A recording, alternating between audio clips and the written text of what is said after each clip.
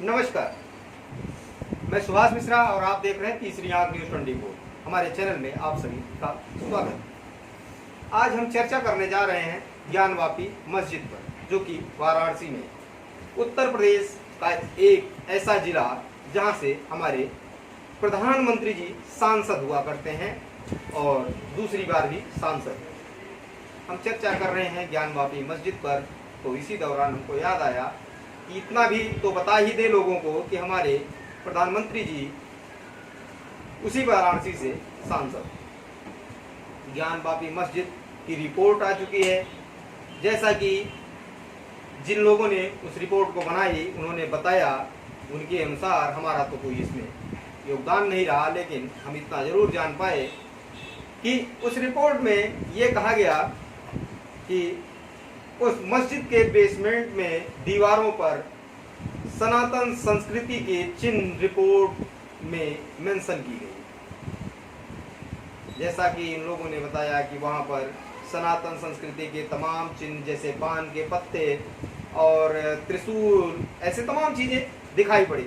तो लगता है कि इस हिसाब से तो ज्ञानवापी मस्जिद एक जमाने में कभी ना कभी मंदिर हुआ करता था। जैसा कि वहां पर देखा गया, एक कुएं नुमा आकृति है जिसमें एक शिवलिंग की तरह दिखाई पड़ा, जिसको कुछ लोगों ने, अब कुछ लोगों की तो बात करना ठीक नहीं है, क्योंकि मुस्लिम पक्षकारों का कहना है कि वो शिवलिंग नहीं है, एक फव्वारा है, जबकि हिंदू पक्षकार ये कह रहे हैं कि ये एक पुराना शिवलिंग है। जैसा कि आप जानते ही हैं शिवलिंग का आकार कैसा होता है। अब हम चर्चा करने जा रहे हैं कि आखिर क्या चीजें मिली। आप देखिए, वाराणसी के लोगों ने जब इसको जाना, श्री काशी विश्वनाथ मंदिर प्रांगण में ज्ञानवापी मस्जिद का सर्वे रिपोर्ट गुरुवार को विशेष एडवोकेट कमिश्नर विशाल सिंह ने सिविल जज की कोर्ट में सौंप दी है। इस रिपोर्ट से भी जो बात सामने आई है उसमें दावा किया गया है कि ज्ञानवापी मस्जिद के बेसमेंट की दीवारों पर सनातन संस्कृति के चिन्ह मौजूद हैं। हमने अभी यही बात की है और ये रिपोर्ट भी इसी चीज की पुष्टि करता है। और चीजें हैं, ज्ञानवापी मस्जिद तथा श्रृंगार गौरी मंदिर। ज्ञानवापी मस्जिद के अंदर ही श्रृंगार गौरी का एक मंदिर भी है, जो करीब 30 सालों से 1990 के दौरान जब अयोध्या में तमाम तरह के मंदिर तोड़ने, मस्जिद तोड़ने की बातें चलने लगी, तो उसी दौरान इस मंदिर में पूजा करना भी बंद कर दिया गया। तो हम कह रहे थे श्रृंगार गौरी मंदिर प्रांगण के विवाद को लेकर सर्वे में यह भी सामने आया है कि यहाँ पर मुस्लिम पक्ष ने कहा है कि मस्जिद में लगा फव्वारा करीब 30 वर्ष पहले बंद पड़ा है। इसे कुछ लोगों ने तो कहा 30 वर्ष पहले, लेकिन जब वहाँ कोर्ट में चर्चा चली तो उन लोगों ने कहा कि 11 वर्ष, 12 वर्ष, 15 वर्ष, लास्ट में एक आंकड़ा पेश किया 12 वर्ष का, लेकिन उस पर भी एकदम सटीक रिपोर्ट नहीं दे पाए। मुस्लिम पक्षकारों ने सारी रिपोर्ट देने की कोशिश की, लेकिन एक्चुअल रिपोर्ट लास्ट तक नहीं दे पाए, क्योंकि उस फव्वारे में अगर देखा जाए, एक चीज हम भी देखना चाहेंगे कि अगर फव्वारे में देखा जाए तो फव्वारा जो तथाकथित फव्वारा है, एक्चुअल में दिखाई तो वो पड़ रहा है शिवलिंग की तरह, क्योंकि उसके ऊपरी सतह पे अगर देखा जाए तो जो कई खाने नुमा आकृति दिखाई पड़ेगी, वो ऐसा लग रहा है कि वो एक कोई पत्थर काट के चिपकाया गया।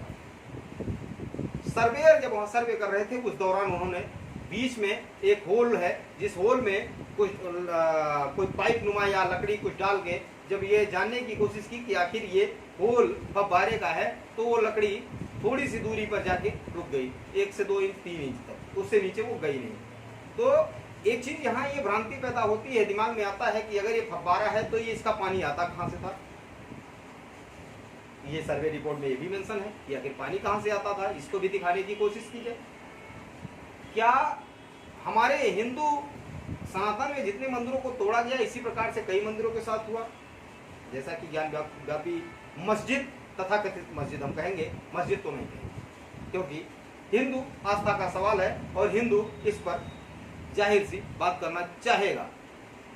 हिंदुओं के मन में एक आस्था उठी है इस समय, लोग अपनी बातों को कहना चाहते हैं, हम जिससे भी चर्चा करना चाहते हैं वो व्यक्ति यही कहता है कि वो एक मंदिर है, क्योंकि इसकी दीवारों पे तमाम कलाकृतियां ऐसी हैं जो हमारे सनातन धर्म में, जो कि उत्तर भारत में एक मंदिर बनाने की हमारी प्रथा थी, जिस तरीके से हम बनाते थे, जो स्ट्रक्चर हमारा था, उत्तर भारतीय संस्कृति जो थी वो संस्कृति इसके दीवारों पे उकेरी गई है।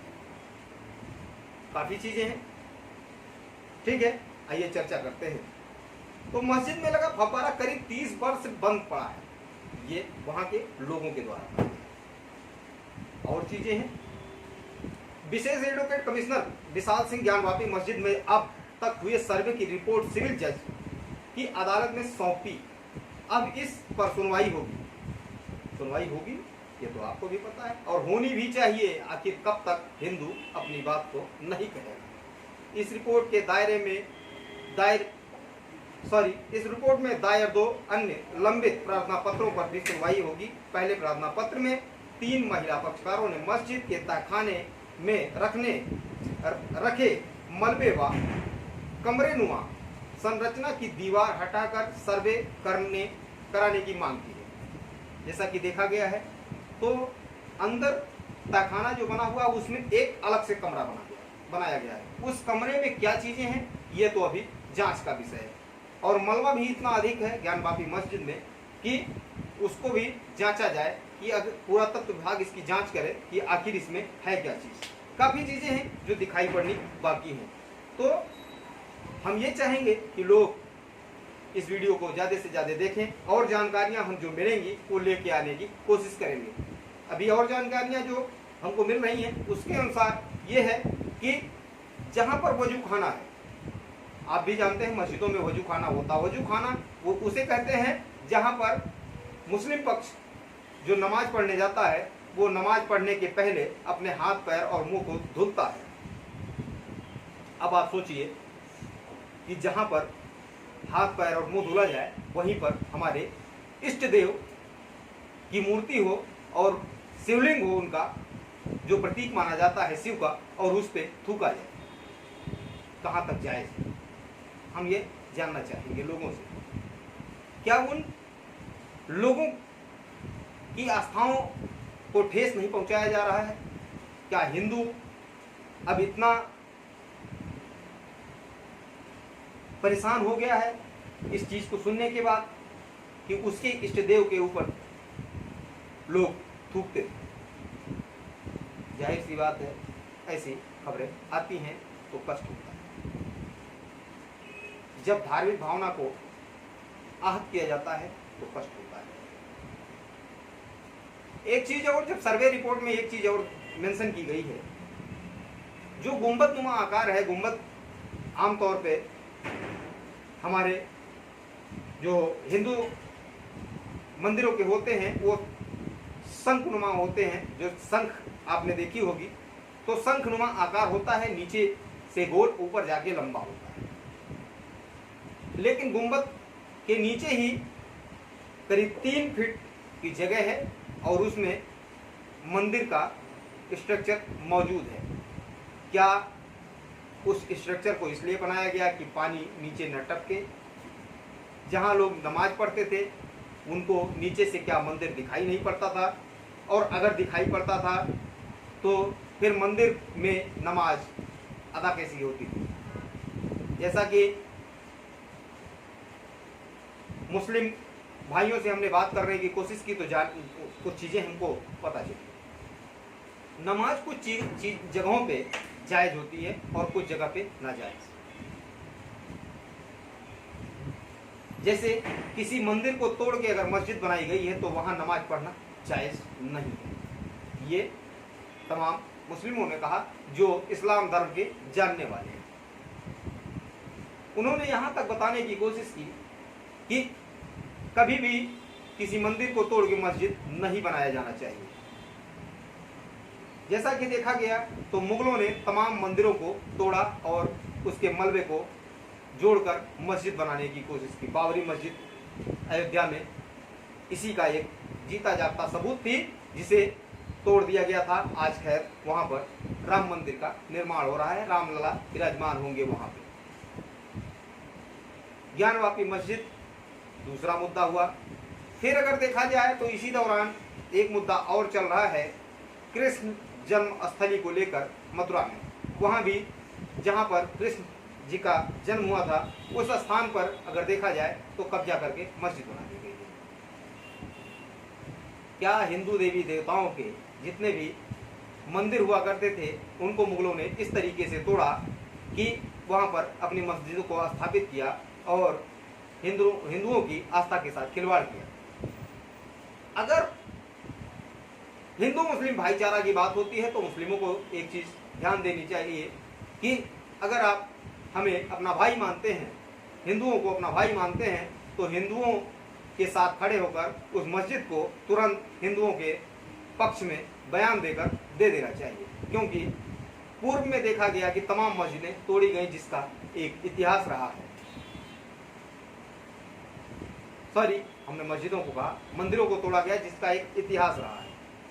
इतिहासकार लिखते हैं कि मोहम्मद गौरी ने काशी विश्वनाथ मंदिर को लूटा और तोड़ दिया। जैसा कि हमको पता है, एक चीज और बताना चाहेंगे, हिंदू पुराणों के अनुसार काशी विशालकाय मंदिर में आदि लिंग के रूप में शिवलिंग स्थापित रहा। प्राचीन ईसा पूर्व 11वीं में राजा हरिश्चंद्र ने इस मंदिर का जीर्णोद्धार करवाया और राजा इसके बाद सम्राट हुए विक्रमादित्य, उन्होंने भी इसका जीर्णोद्धार करवाया। इस भव्य मंदिर को बाद में मोहम्मद गौरी ने लूटने का काम किया और लूटने के बाद इसको तोड़ दिया। ये ज्ञानवापी मस्जिद का इतिहास है। 1447 में मंदिर के स्थानीय लोगों ने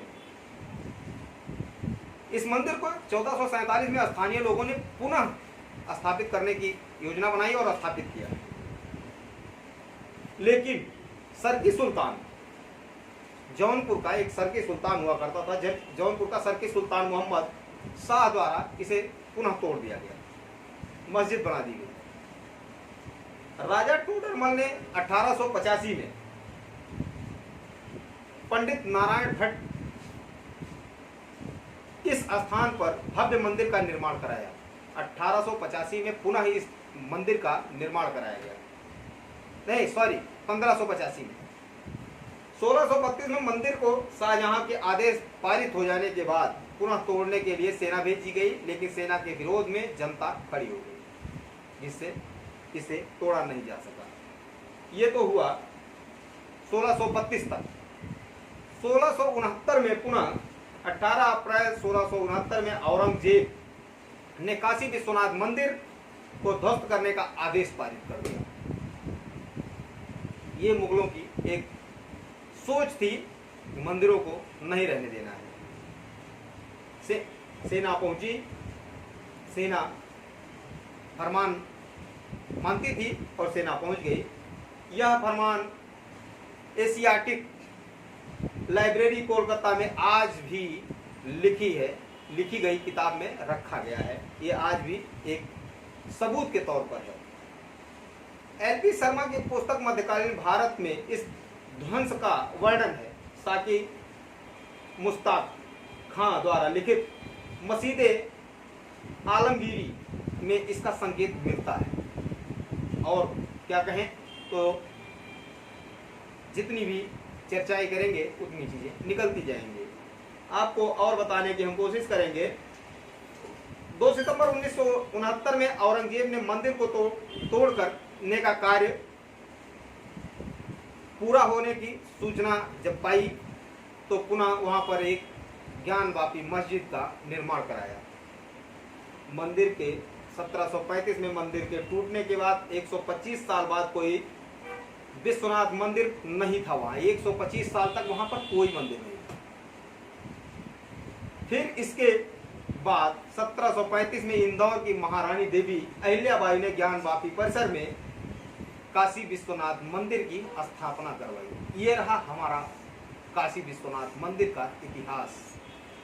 इस तरीके से हमारे मंदिर को कुचला गया, रौंदा गया, हमारे इतिहास को बार बार रौंदने की कोशिश की गई। कब तक एक हिंदू अपने ही धर्म के साथ हुए खिलवाड़ पर चर्चा नहीं करेगा। एक दिन तो चर्चा करनी पड़ेगी। इसी के साथ हम आपसे विदा लेते हैं, मिलेंगे किसी और मुद्दे पर किसी और जगह। तो आप देखते रहिए सुभाष मिश्रा के साथ तीसरी आंख न्यूज़ 24। धन्यवाद, नमस्कार।